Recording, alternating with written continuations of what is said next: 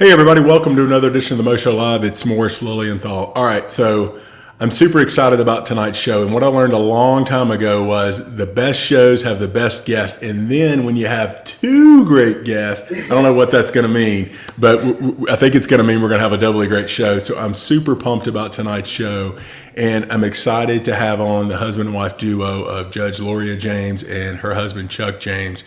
And we're going to kind of be talking a little bit about something that I'm always really interested in, and that's how people's passion for the community, people's passion for giving back, people's work-life balance. I know that a lot of us, we struggle with that we're so busy in our lives, and how do we balance our busy work schedules with that? So we're going to talk to two very successful people and kind of see what maybe some of their secret sauce is and see if they can share that out for all of us. And we're certainly going to touch a little bit on their legal careers just in general as well. But Judge and Chuck, how are you guys doing tonight? Thanks for joining us.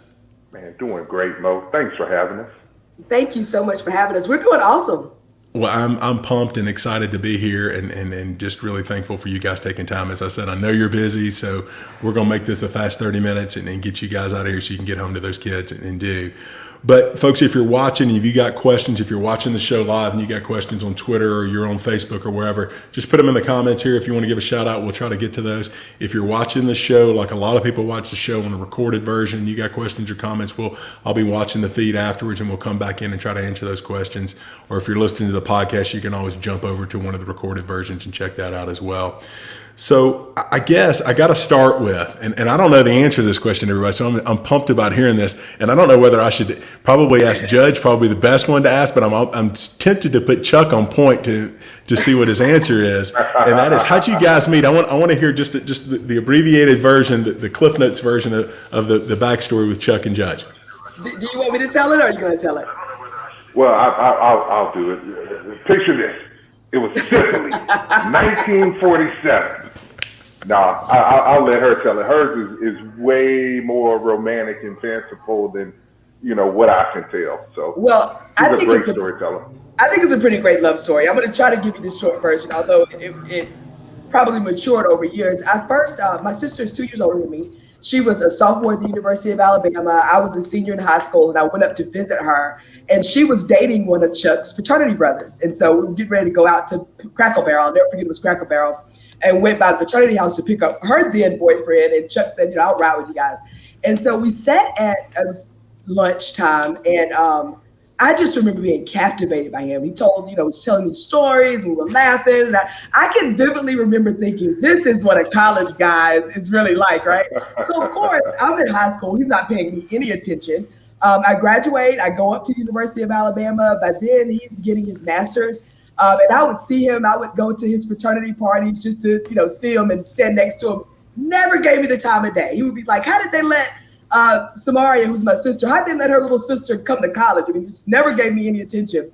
And so finally, it was my senior year. I was heading into law school. It was Chuck's last year of law school. And I saw him at a function and I said, and when I say we went to the same church. I'd leave my number on his car. He would never call me. I mean, just never the time of day. And so I said to him, I'm starting law school in the fall, and I was wondering if you mentor me, so I, have an idea of what law school. And he was like, wait a minute now, you're about to graduate? You're like, graduate? How old are you? And I was like, well, I'm 22 now. And he was like, oh, well, yeah, you want to go out tonight? We'll have some drinks and talk about law school. We've been together ever since. That's awesome. It was like fine wine. I had to let her reach her full vintage and bouquet. So, and at that point, I saw her after mass, and I was like, oh wow, so you're old enough to graduate from college. So I started counting on my fingers. I was like, so she's at least 21, 22. So I don't think there are any laws against that. But I think when I initially met her, I was like 16. There's statutes in place, and in addition to that, I didn't know him at the time, but having a daughter as beautiful as her, I'm pretty sure her daddy didn't play, and I was absolutely right on that accord. So if I had, as a college junior, coming home with his high school junior daughter, there would have been some splaining to do. Oh yeah, well, but this is a good lesson in life. Never give up, guys. Ladies, never give up. Just keep being persistent. I think Chuck's, I don't know, Chuck, you probably were smart, certainly waiting until she got a couple years older, waiting on your father-in-law there, being careful there, but you almost let a good catch get away there. You just, whew. But that's a great story. So how long have you guys been together, and how long have you been married? We've been together for 20 years, and we've been married for 15. It'll be 16 in November. Awesome. November 26th. That's right, There man. you go. And you have 2 young daughters, right? We have Aiden is 10 and Chase is 6. Aiden's 11. Oh my gosh, she is 11. I'm a horrible mother. She's a just tween. turned 11. Yeah. She just Just turned to 11. remind you, she's a tween. Okay. Well, my son's 10, soon to be 11 next month, so I know about that age group for that. So I know some of the pains you're going through there. Well, I guess with your background and kind of leading into some of the topics we want to touch on, that and something that I'm always asked as an attorney is where did your inspiration, to go to law school come from? And Judge, I know doing a little research and getting prepped for tonight's show, and Chuck was kind of mentioning about your dad. I know your dad was the president of community college. Your mom was a professor at Alabama State. So I'm sure education was pressed hard at the house. Oh, but very much. Where did the drive to go to law school and get into the legal career come from? I'm one of those weird kind of people. I actually knew that I wanted to go to law school and become a prosecutor when I was about in the 5th grade. The DA at the time was running for re-election. She came to talk to our class about civics and community. And I remember thinking, because I'm a child of the early 80s. So it was a lot of things that women weren't encouraged to do, like be policemen, go to the Army, those sorts of things. So I remember coming home and telling my parents, I met this person, they're in law enforcement, but they're also a lawyer and they're a woman. Like I didn't know women could really do that. So I said then, that is what I want to do. I want to be a prosecutor. I went through high school, college, even law school, and stayed that path. And then I was a prosecutor for 16 years. But I will say this too, to you, Morris, real quick. My inspiration about wanting to be a lawyer happened way back then, and my parents and my family supported that. But what's been probably the more important or most important part of the career that I've actually had is having the support of my husband. And I think it works really great for us with us both being lawyers, but your partner doesn't have to be a lawyer, but it does need to be somebody who supports your ambition and your dreams and who believes in the same things that you do. I think we've both pushed each other and supported each other in ways that I don't think another spouse would. So that's been probably even the bigger blessing, because when you're a kid, you dream about being something, and then doing it is a lot harder. So having Chuck's support and leadership in actually building my career has really been the difference, I think. Well, I think that's, true of especially in our field, but certainly true in other demanding professions as well. But you've got situations, law school and then getting started is so stressful. And then once you start to build a successful career and being a prosecutor or a Chuck, starting a trial firm and there's a lot of stresses involved in that. And if you don't have both units in that relationship pulling in the same direction and understanding that, hey, there's times that I may not be able to do certain things because to get to the ultimate goal where we want to get, I got to make some sacrifices in other places. Chuck, what about you, my friend? What kind of, where's your background and passion for the law come from? Yeah, my path to becoming an attorney was much more circuitous. I went to law school because I wanted to be a sports agent or a politician, or maybe a little bit of both. And I worked for a sports agency and saw how cutthroat, how treacherous it was. I didn't have any children at that time, and essentially representing athletes is like having a 21 or 22-year-old grown baby that you've got to check on and tuck in every night. And in addition to that, I worked on a statewide campaign. I don't know if you know Greg Foster. Greg is in Birmingham, and his wife, Julie, was in my law school class. And it was myself, Greg Foster, and my good friend, Martin Weinberg. And we went from Mobile to Huntsville. He was running for state treasurer. And we went to every Daughters of the Revolution pancake breakfast, every, Knights of Columbus fish fry. Like I say, from Mobile to Huntsville, and I was like, man, this is a whole lot of work, for an office. And in addition to that, I kind of saw that the best candidate doesn't necessarily get elected. It's the one who grieves the most palms or has the most special interests in their pockets. And that kind of turned me off. So I wound up graduating from law school. I went to law school not having any anticipation or any expectation of practicing substantive law on a daily basis. I wound up going to the district attorney's office in Mobile, and which is my hometown, and I worked there. And I got a phone call one day from a guy named Jock Michael Smith and his law partner, a guy named Johnny L. Cochran Jr. And Jock was Lloria's uncle. And Jock said, "Chuck, this is Jock, Lloria's Uncle Jock.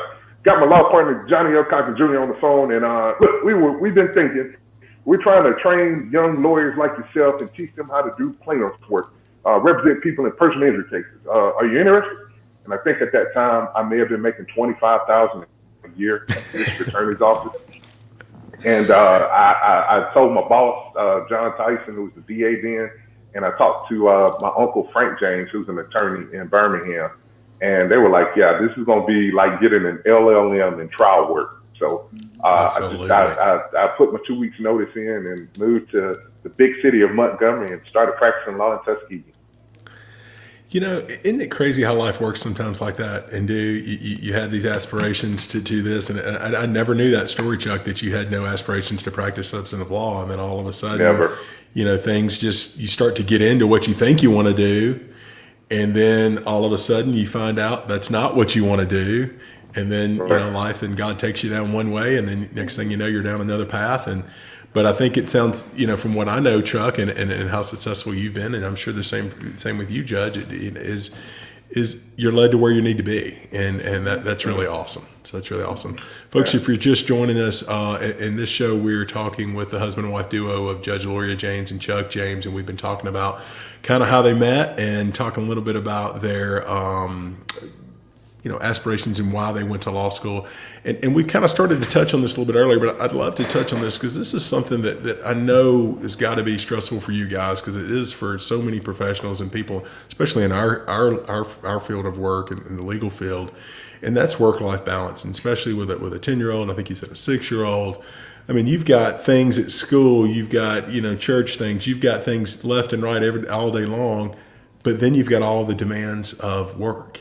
And then you've got other commitments with your other family. Talk to us, Judge, a little bit about how do you and Chuck try to balance that? How do you handle that? I think the number one thing, because you're absolutely right. We're very active in our church. We're very active in the community. We like to think we're pretty good parents and a pretty good judge and a pretty good lawyer. The first thing is I had to learn this the hard way. Don't overcommit yourself. Try to figure out what you can do and do well, and you can't say yes to everybody. You have to learn to say no. And the most important thing that I've learned to do, probably over really the last 5 years, I've become more successful at it, is learning how to compartmentalize my life, right? So when I step through the courthouse door, I'm judge, and I'm in complete work mode. Unless there's an emergency going on with my kids or something I really need to go, talk to them about, I'm concentrated and focused on what I need to do as a judge. But when I get in the car and I come home, I'm mom. And that means I turn off, this is going to sound funny, most people think this is crazy. I cut my phone off. I set it on the charger in the bedroom and go in the den. I don't answer the phone. I don't get on social media. I try to be fully present with them and with their time. And the same thing with my organizations. Everything has a time. And I tell folks in my organizations sometimes they'll want to have like a conference call on a Wednesday night at 7. And I go, no, that's kid time. I've got that. That is set aside for my children. And so that I can be fully present with them. And you need the same type of time set aside to pray and to be with God and to try to listen to him and where he wants your life to go. So everybody in my life has sort of gotten used to this idea that, work folks, if they want to catch me, unless it is an extreme emergency, someone's in jail that needs to get out, they're not going to get me after 5:30, 6 o'clock. Same thing with the organizations that I'm in. Their organizations for me are weekend. They'll get me on Friday, Saturday, or Sunday. The evenings from 6 o'clock till my kids go to bed is for me. Leftover time is for Chuck, and then it's time to go to sleep. You know what I mean? And so I don't allow them to bleed into each other, though. I don't do a lot of working at home. I don't do a lot of mothering at work. And I try to make sure that I keep those boundaries in place for the extra stuff, like the church stuff and the community stuff, so that the people who I'm working with on those things will understand they have a place in my life, and they don't even try to bleed into the other parts of it. Well, that's so important, but it's tough, right? I mean, and I know, you have developed that, and I've had to try to learn to do that, and to say, either I'm fully committed to this, because I'm sure you guys get to the position as successful as you've been, and the role models that you've become. People in the community or in the church or somebody reach out to you and say, hey, can you volunteer to help with this, or can you be on this board? And it's something you may have a passion or an interest in, but if you make that commitment, then you're taking your time away from your family. You're taking your time away from some other thing that you've already committed to. So it's tough to say no. Yeah, it is. It's tough to say no. You don't want to hurt anybody's feelings. You don't want to make people think that you're disinterested. But I tell you, the best thing for me has been learning how to cut my phone off and disconnect from the outside world when I come home in the evenings. And I know it's harder for Chuck because obviously he's running a business, so he's pretty much working 24 hours a day. But now that I'm in a position that I can't cut my phone off and be disconnected. And I think that's so important to have at least some disconnected time each day. I think that's important in compartmentalizing those things. Chuck, from your perspective, as Judge was saying, in your role, and I'm in a similar role as you at my firm, that, to some degree, I'm on call 24/7. If somebody calls about a new case, you know how it works in our profession. It's so competitive that if we don't act then, if you wait till tomorrow act, it may be too late. Talk to a little bit how you balance that. Well, and as Lloria is naturally introverted, and I'm a bit of an extrovert, or so I've heard. But I was always the type, well, I've got to go to this reception, or I've got to go to this grand opening. I've got to speak at this church. I've got to speak to this youth group. And Lloria, she didn't complain, but I don't think that she really understood why I was doing it. I wasn't doing it for self-promotion or self-aggrandizement, me, but I was doing it because I made a promise to her father when I asked for their permission to marry her that she would never have to want for anything in her life as long as I was alive and as long as I had breath in my body. So my entire focus was making connections, trying to build my firm, build our brand, build our reputation, build our visibility in the community. Sure. And I think I let family get away from that. But she kind of realized what I was doing when she started running for office. She was like, oh my God. Because I was like, well, are you going to slow down? And she said, well, baby, I have to do this once every 6 years, but you have to run for office every day with your business. And I would not be where I am, though, without this beautiful young lady that is sitting next to you on the screen. Because she allowed me, she never questioned me. She always supported me. I may have missed a donuts with Dad's day, and she never gave me grief about it. I may have had to leave early from a birthday party or something to take a phone call. And she never gave me grief for it, and she's always supported my dream. That's what made it a no-brainer for me to support her when she decided that it was time to run. I cashed in all the political capital that I had sort of built up over the years. Hey, whatever it takes to win this thing, I'm behind you 100%. If I need to, I could do everything but do the girl's hair. That's the one thing she doesn't let me do. But if I need to pick the kids up, I kind of put my practice I put me on the back burner so that I can support her. Just like she put her career and her own personal needs on the back burner as I kind of built the law firm. So, baby, I just want to thank you, and I am always, I'm going to be eternally indebted to you for your unconditional love and support during those early years. So thank you. And that's what I meant by our relationship. I think being a big force in both of our careers is because we've taken big leaps of faith together. When he went out on his own and wanted to start his own practice, certainly we missed him. You're wondering, I hope the money starts rolling in. It took sacrifices for him, for me to run, because we can't both be on 100 all the time and be decent people. Right. So we kind of had to share that. And I think we both too have really encouraged each other to reach for the next level. Okay, what's next?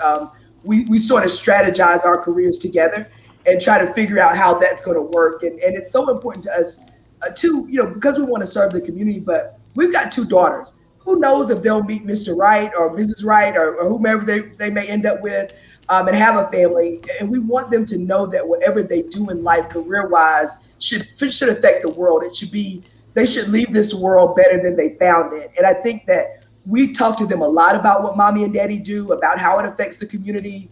Not to say that we're important or anything, but to say, what do you want to do that's going to change the community or change something that you don't like? And so I think part of raising them well is being an example of hard work as well. 100%. Yeah, I think my kids get tired of me because they'll kind of slog through when it comes to unloading the dishwasher or doing household chores, and I'm like, all right, never undertake to perform a job unless you can perform it in a workman-like manner. So ain't no half stepping in our house. If you're gonna do whatever you do, strive to be the best. Work hard. See it through to completion. We induce a lot of eye rolls from our 11-year-old because we do our lecture, and she's like, oh my gosh, again. Yeah.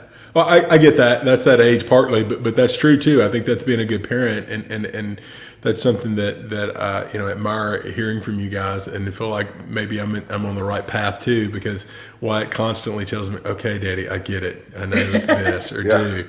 But what's interesting, and you guys touched on this already, is kind of sharing, on their level with what you're doing, but how your kids are soaking that up, and that when you least expect it, you'll see that they've been paying attention to the lessons that you've taught them or the example that you set for them and do. For me, it kind of more in Chuck's shoes, I've got all these responsibilities and time, but I try to manage my time and such to sacrifice things for me where if I need to work on the weekends, I'm here at 5 a.m. and I'm gone by 10 o'clock before Wyatt really gets up and gets going for the day. So I've got the afternoon to spend with him. Mm-hmm. So I think, figuring those things out, and certainly I'm married up. There's no doubt about it. My wife, runs the show at the house and keeps everything running greased and well. High five on that one. Absolutely. So, but I guess, as we, get ready for the last few minutes, last topic, we've kind of touched on this a little bit, and that's community service. And you, Judge, you touched on this a little bit and your role in doing. And I'm just curious, where did your drive, where does your passion for engaging with the community and giving back come back? And whichever one of y'all maybe want to touch on that. Do you want to start, Andy? Yeah, because Chuck, I know I've gotten to know you over the last couple of years, and I'm following you on social and I know you and your firm are actively involved in so many worthy causes and organizations, and a lot of lawyers are and professionals are, but there's a lot that aren't, and that could do more, and it always inspires me to see people like yourself and your wife that are doing so many great things. Well, we're firm believers of what they see is what they'll be, and the more that we're out in the forefront.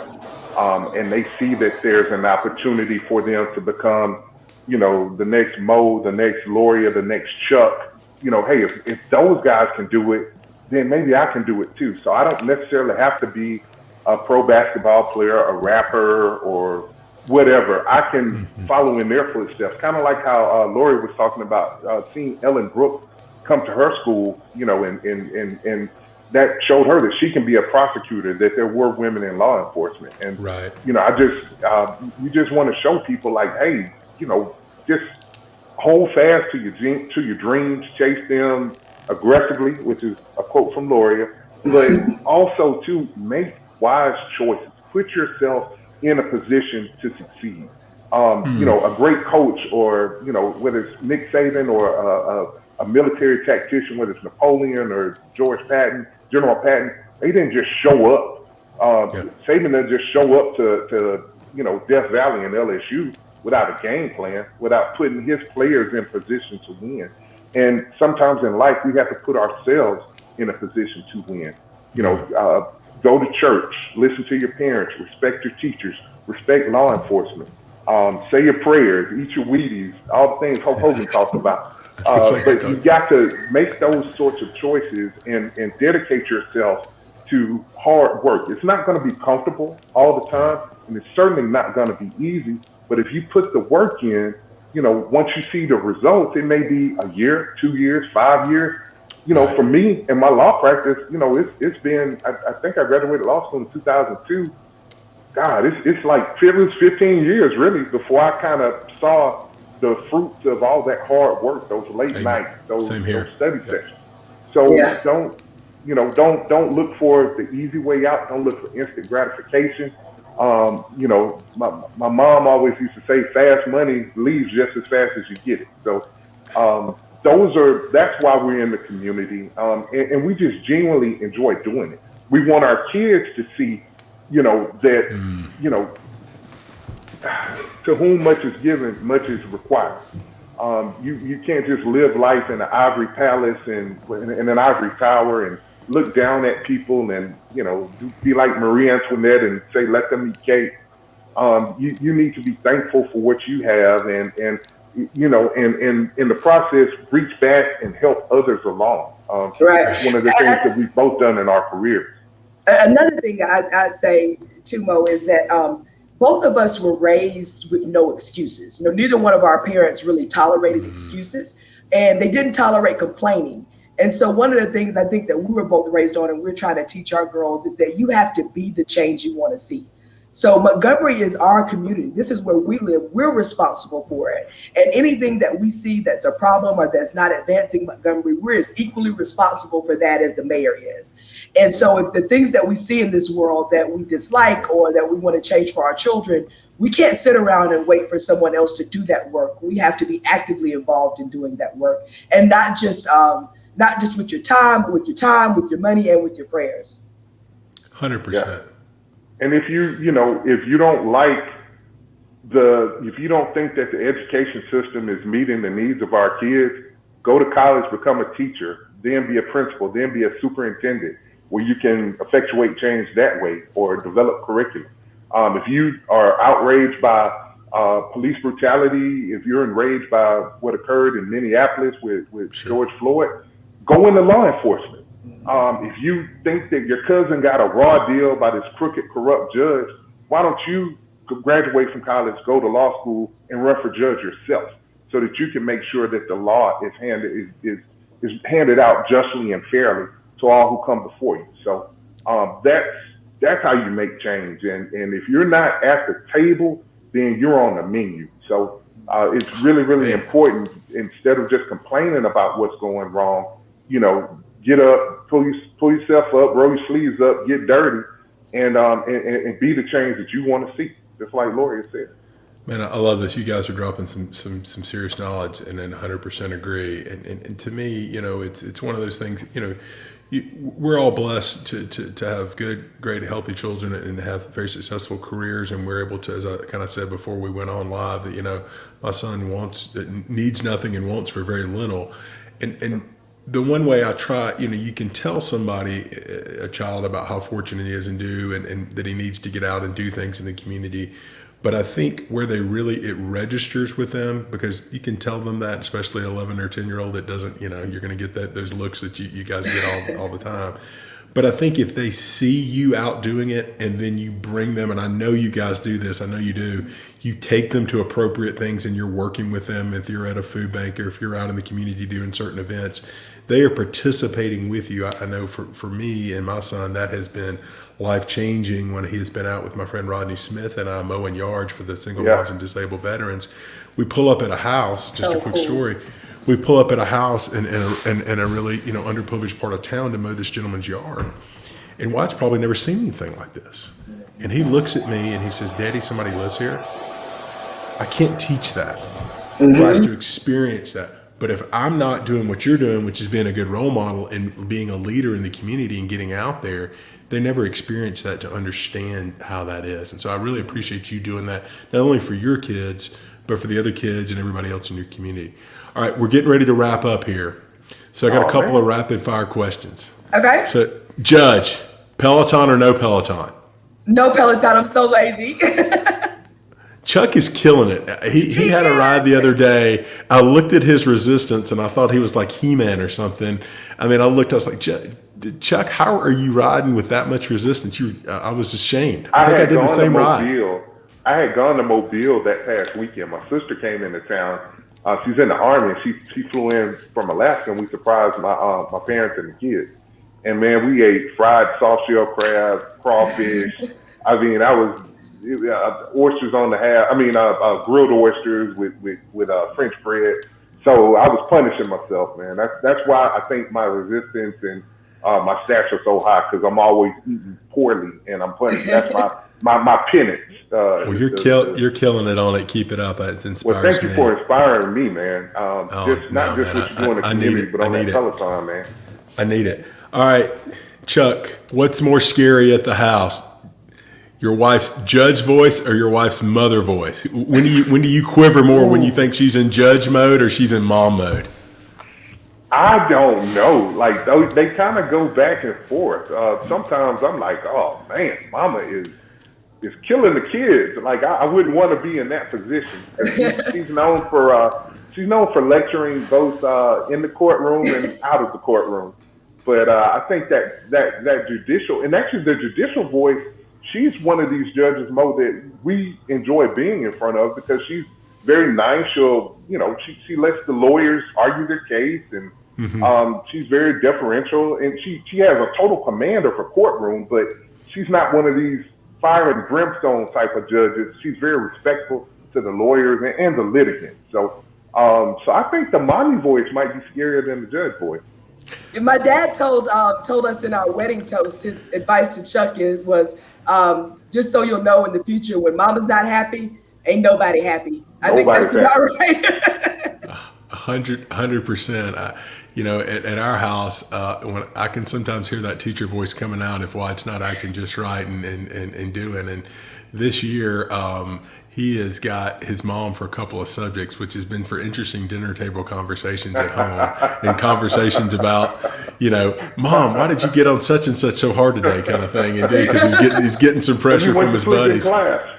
Yeah, Chuck. That's somebody goes in front of judge, and they're one of Chuck's buddies. Hey, man, your wife just raked me over the coals today. Oh, and I tell them too. Like, she is very by the book. I remember when she was a municipal court judge, I would get like speeding tickets or a red light ticket, and I would have to march down there to the municipal courthouse and pay them just like everyone else. So love it. People call asking for favors, and I'm like, nah, she's not the one. So, I'm not getting them at the house. I know you're not getting them. Go down there and pay that ticket. That's right. Duty. Well, thank y'all so much for your time tonight, and most importantly, thank you for what you're doing to the community and being such good role models and giving back to everyone in your community. And I would just encourage you folks, if you're watching, to use this as inspiration to do the same in your community, to be a role model, to be a change maker in your community. If you, as my guest tonight talked about, if you see issues, don't sit on the sidelines, because in your community, if those are issues there, they're affecting you whether you realize it or not, or they're affecting your kids, or they're affecting your grandkids. So be part of the change, be part of making a difference in your community, because it's not going to make a difference just for you or whoever. It's going to make a global difference. It's really going to spread and do, because if you inspire somebody in your community, they might grow up to be the next Judge Lloria James or the next Chuck James. So thank you guys so much for doing it. I hope you guys have a good night and stay healthy. Okay. And Mo, thank you. Have a good one. Stay safe. Thank you for all that you do, man. Awesome. Love you. Thank you guys so much. Absolutely. All right. Thank y'all. Thank you. Bye-bye.